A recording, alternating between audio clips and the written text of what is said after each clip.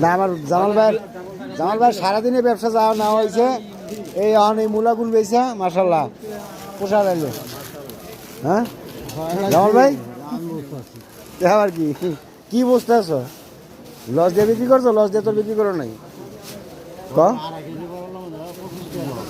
আড়াই করে কেজি করলাতে আর সারাদিন বেছো নাই ভাই?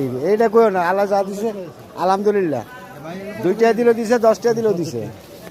হ্যাঁ এই যে এই লোকটা হয়েছে কি আরেক পদের লোক। হ্যাঁ হ্যাঁ এ ভাই আজকে সিম কত করে জামাল ভাই? সিম কত করে?